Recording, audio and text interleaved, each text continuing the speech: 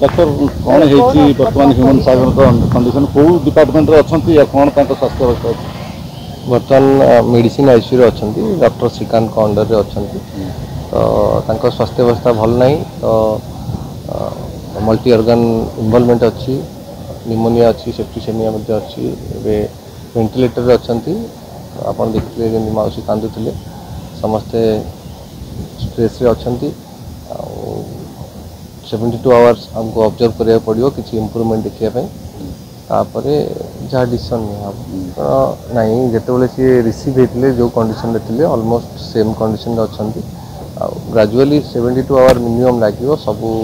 parameters को check करने lungs भी इन्वॉल्व अच्छी kidney involve liver involve septicaemia अच्छी वेंटिलेटर से अच्छा इनिशियली आमर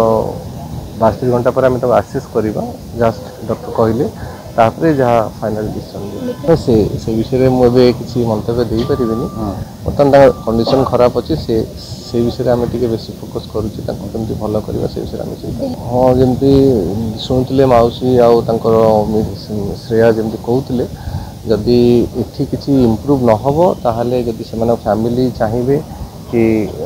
गवर्नमेंट किसी हेल्प मिल एयर एम्बुलेंस ने प्लान करुँच बट एवं सुधा कंडीशन ठीक ना एयर एम्बुलेंस ने भाइटाल स्टेबल ना स्टेबल है जहाँ कर